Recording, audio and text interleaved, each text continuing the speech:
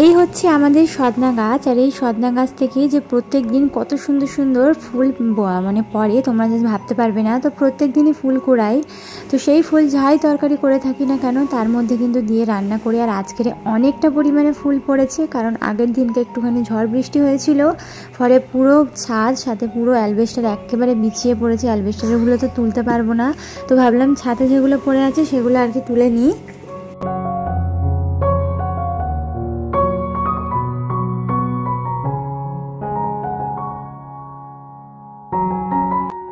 আসসালামু আলাইকুম, আমার চ্যানেলে তোমাদের সবাইকে আরও একবার ওয়েলকাম জানিয়ে আজকের ভিডিওটি শুরু করছি।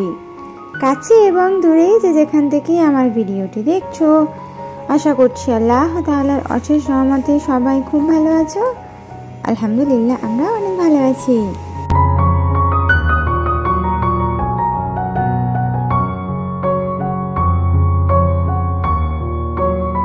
তো সব থেকে প্রথমে ঘুম থেকে উঠেই জামা কাপড় আর থালাবাটিগুলো ধুয়ে ফেলেছি। ধোয়ার পরে যখন ছাদের মধ্যে জামা কাপড়গুলো মেলতে গেছি তখনই দেখেছি এত ফুল পড়েছে আজকের।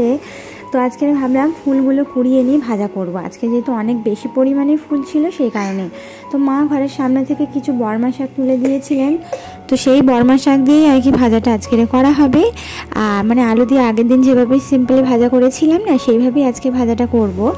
আর মেয়ের যে জামা কাপড় রাখার ড্রয়ারটা রয়েছে সেই ড্রয়ারটা শোকেসে একটু গোছাবো।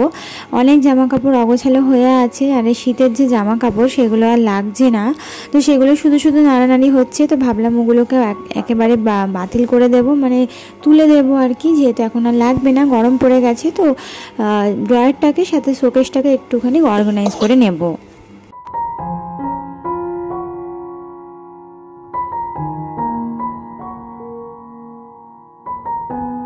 তো ছাদ থেকে এসে দেখেছি যে মেয়ে আমার উঠে হাজির হয়ে গেছে। তো ওকে আর কি ড্রেসটা চেঞ্জ করিয়ে মুখটুকগুলো মুছিয়ে ডাইপারগুলো ক্লিন করিয়ে দিয়ে খাইয়ে দাইয়ে আমি কিন্তু সংসারের কাজে নেমে পড়েছি।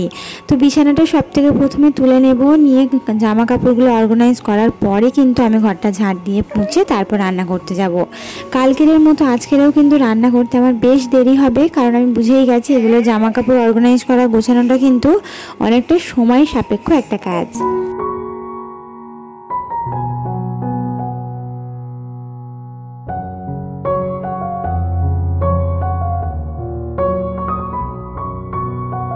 আজকের যেহেতু খুব একটা বেশি হেডেকপূর্ণ রান্না করব না, আজকের একটুখানি মুসুরির ডাল করে নেবো, আলু ভর্তা করে নেবো, আর সেই সাথে যে ভাজা করব সজনা ফুল ভাজা, সেটা করলেই দুপুরে খাওয়া দাওয়া হয়ে যাবে। রাত্রেবেলা দেখা যাক একটু বড়া করে নেবো বা একটু ডিম ভেজে নেবো। হ্যাঁ, তো যাই হোক আজকে যেহেতু সিম্পল রান্না, তো কাঠরান্নার দিকে তো যাবোই না, এমনিতেই অনেকটা দেরি হয়ে যাবে। মেয়েকে গোসল করানো রয়েছে, খাওয়ানো রয়েছে, নিজেও গোসল করব, তো এইগুলো করতে করতে হয়ে যাবে অনেক বেলা। তো সব থেকে প্রথমে জামা কাপড়গুলো আগে গুছিয়ে নিই। তো দেখো ড্রয়ার থেকে যে জামা কাপড়গুলো বের করেছি সেখান থেকে কিন্তু যেগুলো একেবারে শীতের জামা আর লাগবে না, যেহেতু গরম তো পড়েই গেছে, তবে যেগুলো একটু হালকা হালকা শীতের মতো সেগুলো রেখে দেবো, কারণ রাত্রের দিকে হতে পারে অনেক বৃষ্টি হলেও ঠান্ডা ঠান্ডা ওয়েদার রয়েছে, তো সে কারণে এগুলো লাগতে পারে। তো একেবারে সবগুলো তুলে দেবো না, কিছু কিছু যদি একটা জামা আমি বাইরে রেখেও দিচ্ছি, বাকি যা যা একদম মোটা মোটা সোয়েটার বা এই সমস্ত জামা হাতলে সেগুলোকে কিন্তু তুলে দেবো।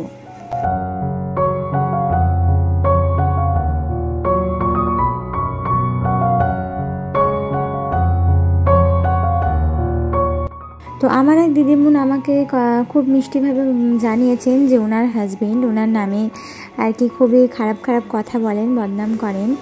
তো উনি বলেছেন যে সব স্বামীরাই কিন্তু স্ত্রীদের হাতাহাতি কাজ বা হাতাহাতি সংসারের কাজ করা পছন্দ করে না। এটা কিন্তু একদমই ঠিক কথা। প্রত্যেক মানুষের যে একই রকমের হবে এটা তো কোনো কথা নেই, কারণ আমাদের হাতের আঙুল কিন্তু একই সমান নয়। ঠিক তেমনই আমরা মানুষও হয়েছি তেমন, আমরা প্রত্যেকেই কিন্তু এক একটা মানুষ এক এক রকমের। তো আমি এটাই বলতে চাই যে তুমি একটু ধৈর্য ধরো, সবর করো, তোমার হাজবেন্ড যেটা চাই তুমি সেইভাবেই চলাফেরা করার চেষ্টা করো, বা তোমার হাজবেন্ড যে জিনিসটা পছন্দ করে সেটাই তুমি করতে থাকো। আর সব থেকে বড়ো কথা হচ্ছে মানুষের ভালোবাসা পেতে গেলে পেট থেকে আমার মনে হয় ভালোবাসাটা অর্জন করা যায়।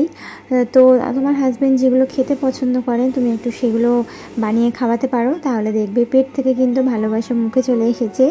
তো তো আমার ক্ষেত্রেও এটা হয়। আমার হাজব্যান্ড ঠিক যেই জিনিসগুলো খেতে পছন্দ করেন, উনি কিন্তু সপ্তাহে একদিন যদি বাড়িতে থাকেন বা একদিন বা দুদিন, যেদিন বাড়িতে থাকেন সেদিন চেষ্টা করি ওনার পছন্দসই খাবারগুলো ওনার মুখের সামনে তুলে ধরতে। এতে কিন্তু ভালোবাসা অনেক বেশি বেড়ে যায়, কমে যায় না। হ্যাঁ, তো এটা দিয়েই কিন্তু ওনাকে দিয়ে আমার যে সংসারের কাজ বা আমার যে প্রয়োজনীয় কাজ সেগুলো ওনাকে দিয়ে আমি করিয়ে নিই। হ্যাঁ, তো ওনাকে বলি যে তুমি কি খেতে চাও বলো, বা তোমার কি খেতে ইচ্ছে করছে বলো। তো উনি বলেন যে আমি এটা খেলে ভালো হতো বা এটা খেতে পারলে ভালো হতো, বা আমি জানি কিছু পছন্দসই ওনার খাবার, তো সেগুলো মুখের সামনে হয়তো হাজির করলাম। তারপরে বললাম জানো আমার না এই কাজটা একটু করে দেবে। তো উনি বলে ভালোবেসে আমাকে খাওয়াচ্ছ আমার কাজ করাবে বলে। তো বললাম না না, এরকম কোনো ব্যাপার নয়, আসলে তোমার পছন্দসই খাবারটা যেমন তোমার মুখের সামনে দিলাম, তুমিও একটু আমার কাজ করে দাও, সেই তো ফ্রি বসে আছো। তো উনি বললেন ঠিক আছে, অসুবিধে নেই, দাও।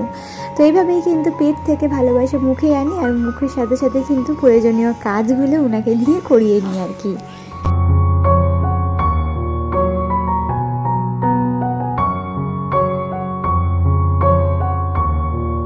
তো বাচ্চাদের ছোটো ছোটো জিনিসপত্র অর্গানাইজ করে রাখা সবথেকে বেশি ডিফিকাল্ট একটা ব্যাপার। হ্যাঁ, যেমন ধরো এই যে মাথার ক্লেজার্সগুলো হয় বা বেরিগুলো হয়ে থাকে, হেয়ার ব্যান্ড বলতে পারো, তারপরে এই যে মোজা, সক্স, এগুলো কিন্তু খুবই ছোট ছোট হয়ে থাকে, যেগুলো গুছিয়ে তুমি কখনোই রাখতে পারবে না।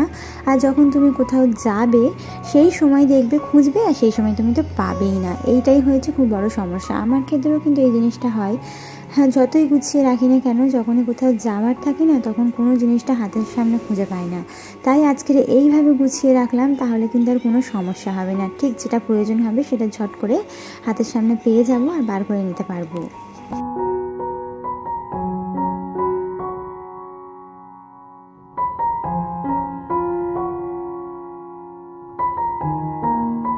তো এই যে সবগুলো ড্রয়ার কিন্তু আমি একেবারে গুছিয়ে নিয়েছি, আর ওপরে মেয়ের যে ওষুধপত্রগুলো ছিল সেগুলোকেও কিন্তু একেবারে ফাঁকা করে ওখানে জামা কাপড়ে রেখে দিয়েছি। হ্যাঁ, তো এখানে কিন্তু যা যা প্রয়োজনীয় জিনিস সবগুলো ড্রয়ারের মধ্যে খুব সুন্দরভাবে আমি গুছিয়ে নিয়েছি।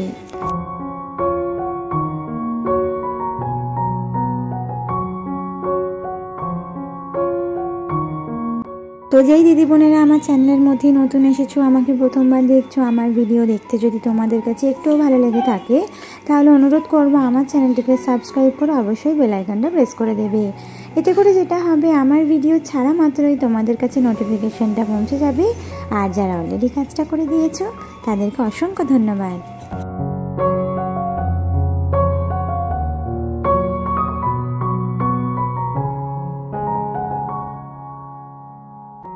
সমস্ত কাজ মানে জামা কাপড়গুলো গুছাতে গুছাতে অনেকটা বেলা হয়ে গেছে, এখন কিন্তু 12টা বেজে গেছে, আর আজকে শুক্রবার।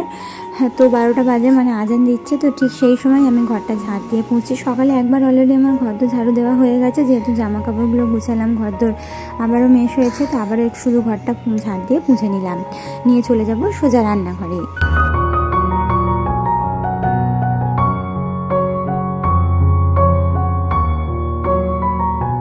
তো এই যে দেখো, গাছ থেকে যে ফুলগুলো তুলে নিয়ে এসেছি, কতটা পরিমাণে ফুল হয়েছে তোমরা দেখে বুঝতেই পারছো। আর এই যে মা কিছুটা বর্মা শাক তুলে দিয়ে গেছে, আর কুচি কুচি করে আলু মানে যেভাবে আগের দিন ভাজা করেছিলাম ঠিক একই পদ্ধতিতে একই রকমভাবে আজকেরও কিন্তু ভাজাটা করে নেব।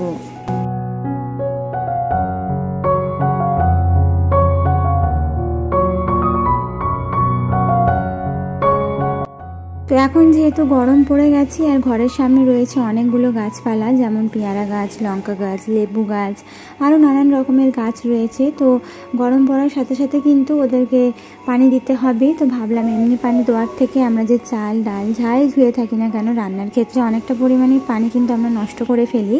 তো সেই পানিটা কোনোভাবেই নষ্ট করব না, গরম পড়ার সাথে সাথেই সেই পানিটা কিন্তু জমিয়ে গাছপালায় দেওয়াই আমার একটা অভ্যাসে পরিণত হয়েছে। একদম প্রথম থেকে শ্বশুরবাড়ি আসার পর থেকেই কিন্তু এটা আমার একটা অভ্যাস। তো এভাবে বালতি করে সমস্ত পানিটা জমা করব, আর সেটা কিন্তু গাছপালায় দিয়ে দেবো। তো সবজি ধোয়া বা চাল ধোয়া বা ডাল ধোয়া যাই হয়ে থাক না কেন, অনেকটা পরিমাণে কিন্তু পানি আমরা প্রত্যেক দিনই নষ্ট করি। তো সেই পানিটা যদি গাছপালায় দেওয়া থাকে, তোমাদের ঘরে যদি ফুল গাছ থাকে বা যে কোনো গাছে, এটা কিন্তু অন্য রকমের মানে নর্মাল পানির থেকে এই সমস্ত ধোয়াধুয়ির পানি কিন্তু অনেক বেশি গাছের পক্ষে উপকার।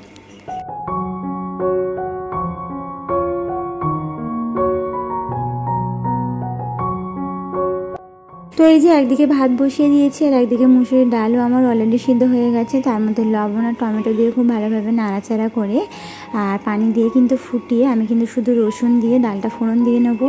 তো আজকে না শুধু রসুন দিয়েই ফোড়ন দেবো, অন্যান্য দিন একটু গোটা জিরেও দিয়ে, আজকে ছিল না। তো সে কারণে আর কি শুধু রসুন দিয়ে ডালটা ফোড়ন দিয়ে নেবো। আর ওদিকে কিন্তু ভাতও আমার অলরেডি হয়ে এসেছে, ভাতের মধ্যে দুটো আলু দিয়ে দিলাম, আলু ভর্তা করবো।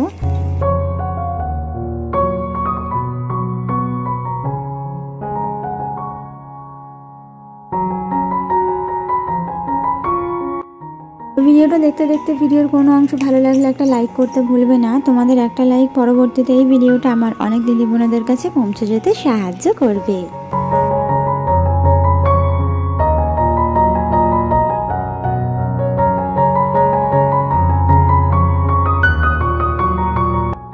ডাল ফোড়ন দেওয়ার ক্ষেত্রে এক একজন এক এক রকমভাবে ফোড়ন দিয়ে থাকে। কেউ কেউ পেঁয়াজ মুসুরির ডাল ফোড়ন মানে পেঁয়াজ দিয়ে ফোড়ন দেয়, কেউ রসুন দিয়ে, কেউ গোটা জিরে দিয়ে, কেউ শুকনো লঙ্কা দিয়ে।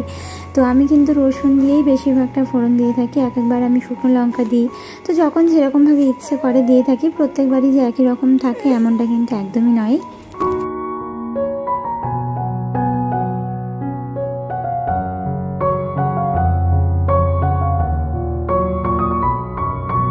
তো এই যে এখানে ডাল আর ভাত আমার হয়ে গেছে। তো লাস্ট একদম সবার শেষে এই যে ভাজাটা করলেই কিন্তু আমার আজকের রান্নাবান্না কমপ্লিট হয়ে যাবে। আর সত্যি কথা বলতে গ্যাস ওভেনে রান্না কিন্তু অনেক পরিমাণে সহজ একটা ব্যাপার। যারা বিশেষ করে কাঠে রান্না করেন তারাই এই জিনিসটা বোঝেন যে কাঠের উনানে রান্নার ক্ষেত্রে গ্যাসের রান্নাটা কতটা পরিমাণে সহজ একটা বিষয়। আমার কাছে তো কিছুই মনে হয় না যে 1 ঘন্টার মধ্যেই আমার রান্নাবান্না কমপ্লিট হয়ে যায়, এমনটাই মনে হয়।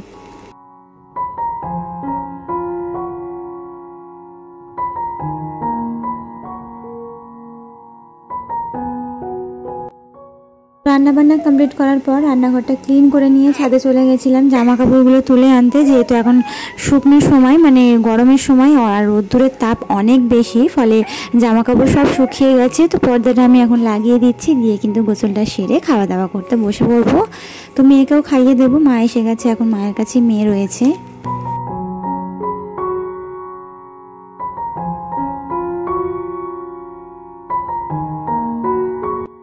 এই যে খাওয়া দাওয়া করতে বসে পড়েছি, এই মুসুরির ডাল আর সেই সাথে এই যে সজনা ফুল ভাজা আর আলু ভর্তা। তো এটা দিয়েই দুপুরের খাওয়া দাওয়া আজকের সারলাম। তো আজকের কিন্তু আর পেঁয়াজ ভাজলাম না, আজকের কাঁচা পেঁয়াজেরই করলাম, যেহেতু গরম গরম ভাতের সঙ্গে খাবো, তো সেই কারণে কাঁচা পেঁয়াজেরই বেশি ভালো লাগবে। তো আজকের ভিডিওটা এ পর্যন্তই ছিল। আশা করছি পরবর্তী ভিডিও পর্যন্ত তোমরা সবাই সুস্থ থাকবে, ভালো থাকবে। আল্লাহ হাফিজ, আসসালামু আলাইকুম।